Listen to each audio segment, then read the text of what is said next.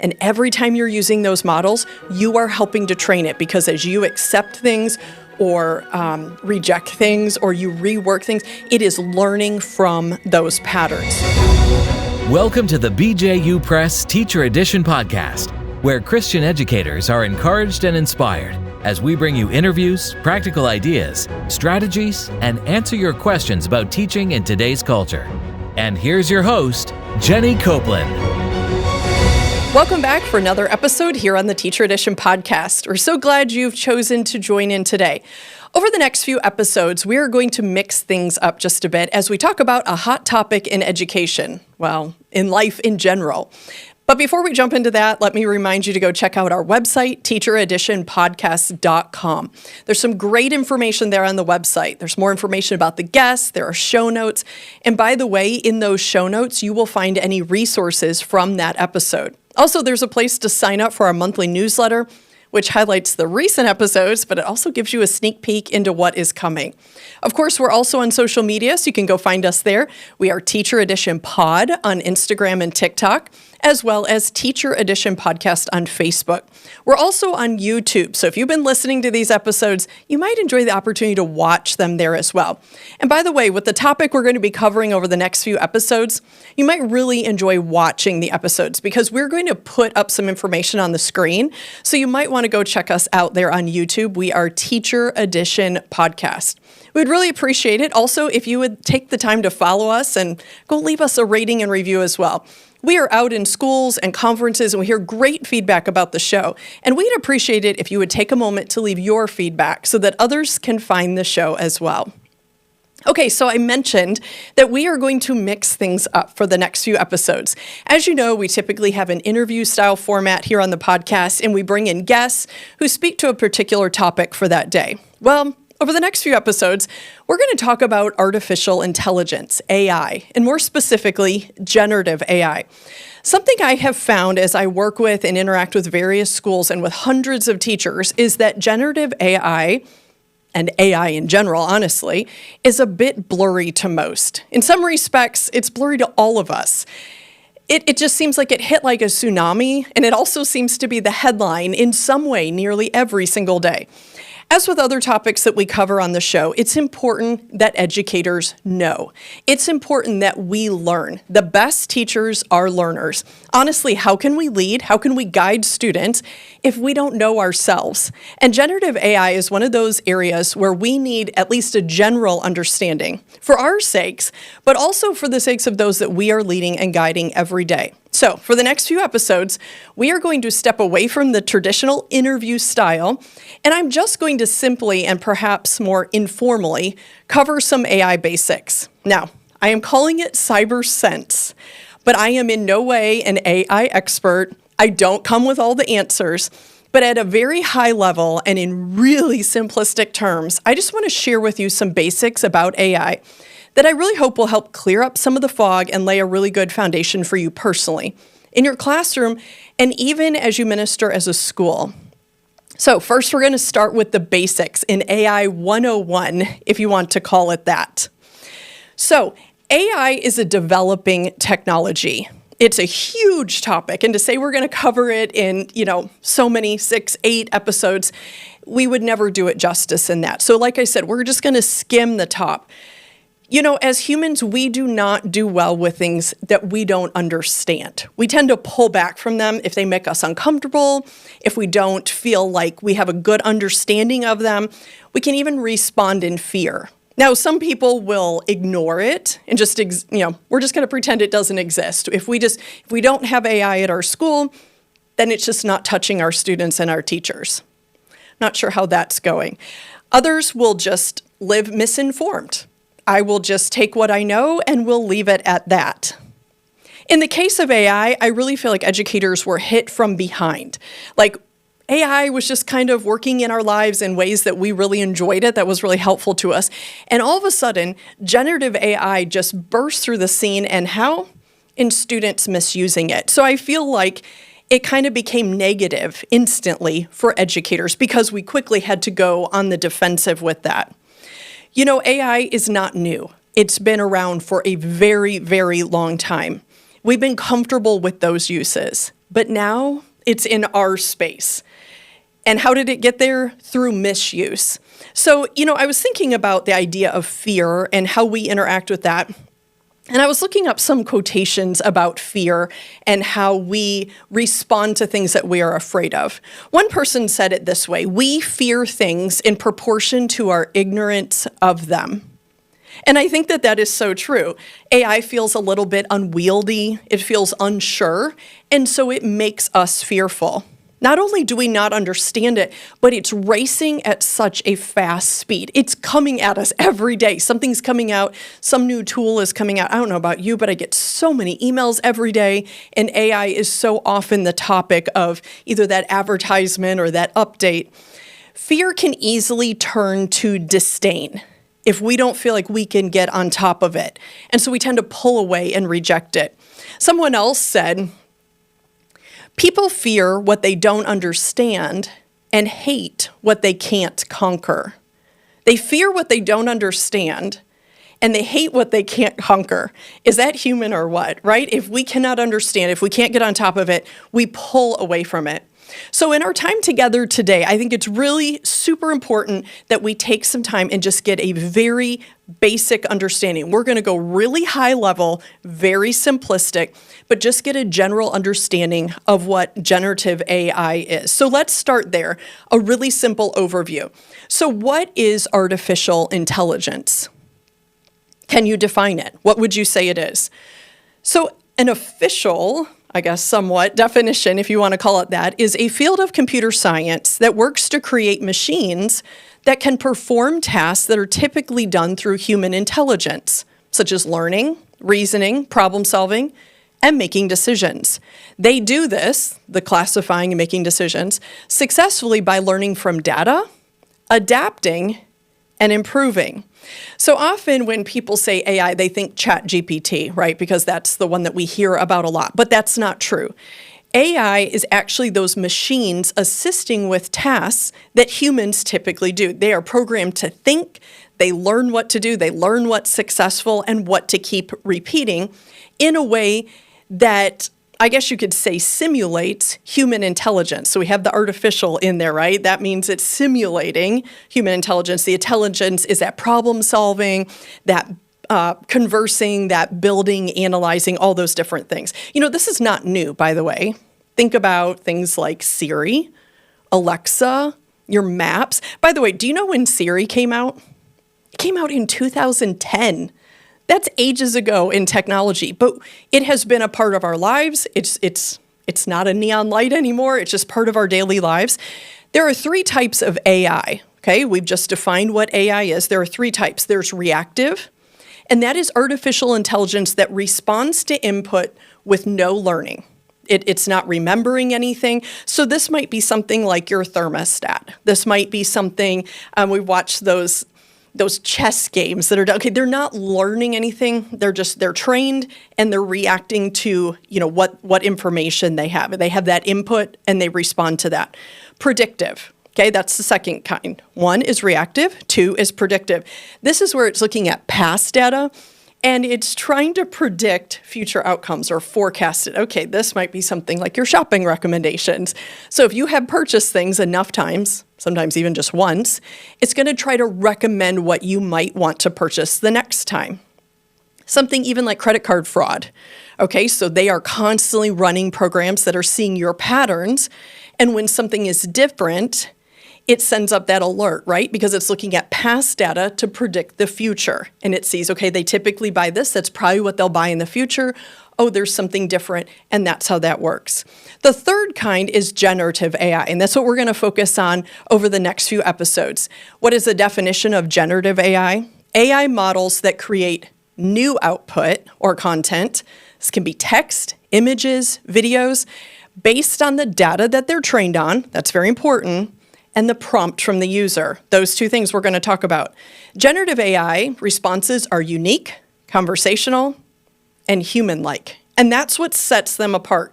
They have new output based on two things: the data that has been put in, the prompt you have put in, and it's looking for those patterns, those successes, and that's what they want to repeat. the things that were rejected, that's how they're learning. And we're going to talk about that. They are not human, but boy, they sure can act like it.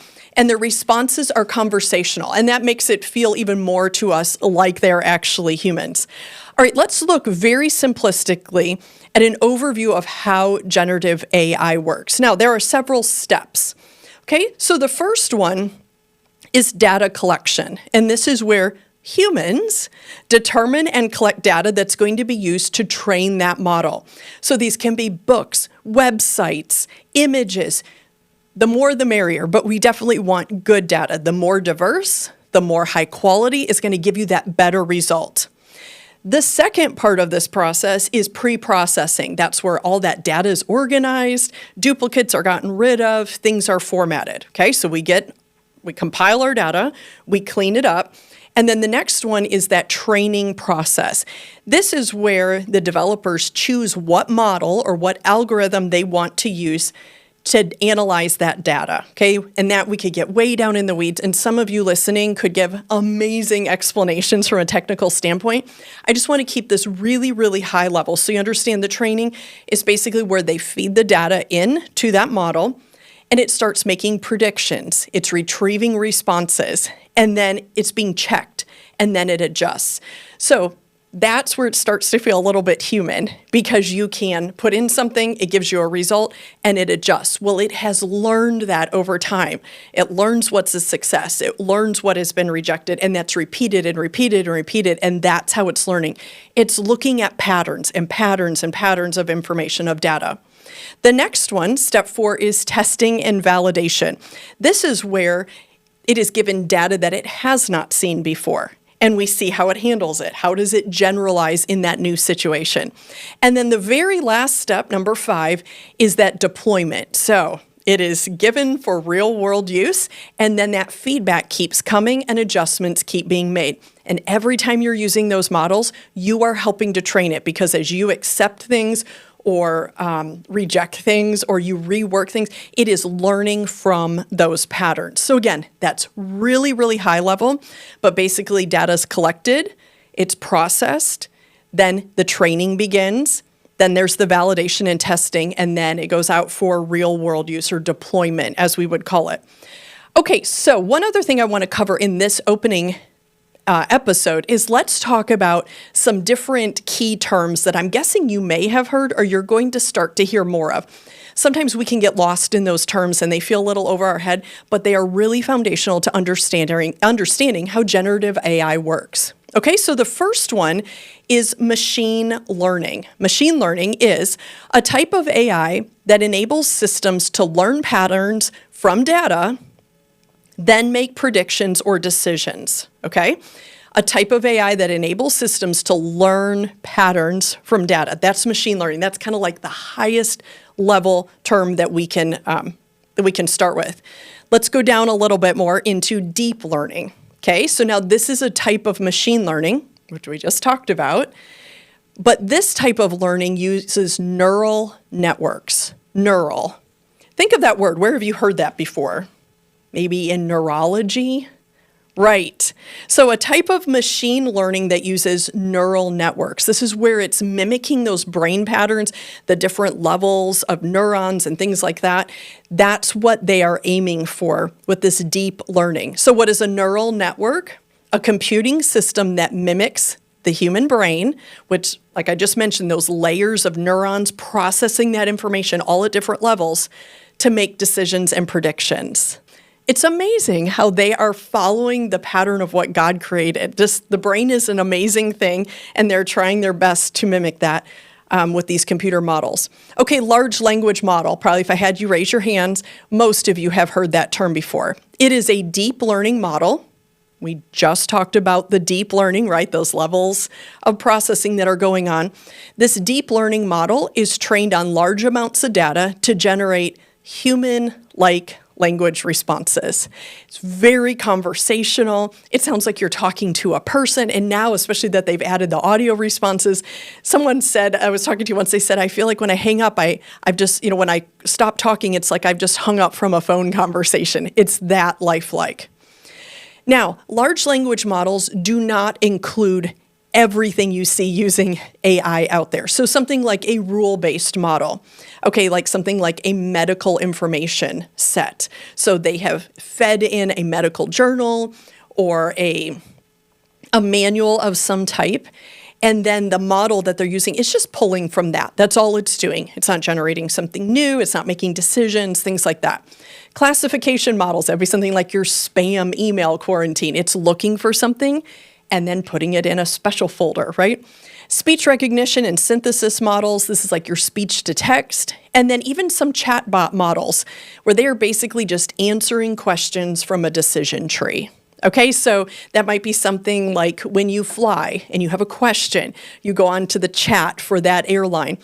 And it might answer some basic questions, but you notice sometimes that it just runs out pretty quickly. It gets to the bottom of what it knows, and what does it have to do? It has to go get you a human. So it is not necessarily generating anything new. It is just pulling information from a decision tree. All right, the next term is prompt. And this is a really important one to know about. It is the input or instruction that's given to a generative AI model to generate the response or the output. The prompt is the key. We're going to talk about that in an upcoming episode. Hallucination. This is a fun term, and I've heard some people trying to rename this because of the visual of that. But it's basically when a model generates a result that sounds reasonable, but is factually incorrect or made up. And it does do that. Sometimes it's mixing information, it's pulling from different places, and it makes up information. That's why it's so important for us to remember AI is a good starting point, but we always have to be checking that information. We have to still engage critical thinking even as we're using this tool. Another one is bias. Now, you probably have heard the term bias just in everyday life. In AI world, it is a distorted generative AI output that is due to the data and or the algorithms that were skewed in training. So either the data that was put in was biased, or the algorithm that was used was biased. And we see that where in a whole variety of ways where the output that, what comes out, you think, oh, that doesn't sound quite right. That doesn't seem fair, or that doesn't seem accurate maybe to a certain group of people or a certain career or whatever. There are a number of different biases. So we always just want to be aware of that. Okay, so we have laid the foundation. We've talked about some terms. We've talked about the process. So how do you use generative AI? And this is what we're going to start to get into in the next few episodes. But I want to give you 4 basic steps to using AI. 1, you're going to select your platform and tool. We are going to actually look at some of those platforms and tools so you know some great ones that you can use right off the bat. You're going to enter your prompt. I think you've heard that term before, right? So choose your platform, enter your prompt. You're going to refine the results. And refining the results is like talking back to it. So if I were to talk to you and say, wasn't that dinner amazing? And you say, yes, Monday night's dinner was incredible. And I say, oh no, I was meaning Saturday night. So you see how I readjusted the conversation, which will it will change your response back to me. That's a simplistic example, but that's how we interact with AI. We're going back and forth talking with it to get the desired response. You likely won't always get what you want the very first time. So select your platform, enter your prompt, refine the results by refining the prompt, and then you're going to utilize those results. And again, it shouldn't be just a copy and paste. We're going to learn that AI is a starting point. It's not just the end point, it's not just a solution, but it's there to assist us and get us going along down the path with the ideas and the help that we need to be effective with our use of time. So, with that general foundation laid and a little hint of what is coming next, we're going to wrap up this session. As we do, I want to take you back to the beginning of this episode where we talked about fearing what we do not know or what we don't understand. Let me leave you with one other quote. Nothing in life is to be feared. It is only to be understood. Now is the time to understand more so that we may fear less. Of course, I'm with you. We may challenge the first part of that a bit, but I would like to add to the end of that we need to understand more so we can fear less. And as teachers, so we can teach confidently, so we can lead biblically, which is obviously the most important element of it all. That was said by Marie Curie. She's a physicist, a chemist who made amazing discoveries in radioactivity. You know, it's something I don't think she would have done if she just ignored the topic, or maybe she was just content to live misinformed. You may think that generative AI is more scary than radioactivity, and maybe that's the case for you. But let's commit together to understand what this is so we can be the best educators for God's glory. In our next episode, we're going to talk about some common myths and misconceptions about AI, and we're going to start to talk about what our mindset should be towards AI. But for now, thank you for joining us. I hope you're signing off with a little more understanding about AI and a plan to join us for each of the upcoming episodes. Just a reminder to go to teachereditionpodcast.com to learn more about the show and to submit your questions for our upcoming episodes. Of course, be sure to subscribe to the podcast and go follow us on social media. Now it's time to get back to your day. But it's not just any day. Every day in the classroom is your day to impact and inspire through God's power and through His grace working in you. Now, go do what God has called you to do.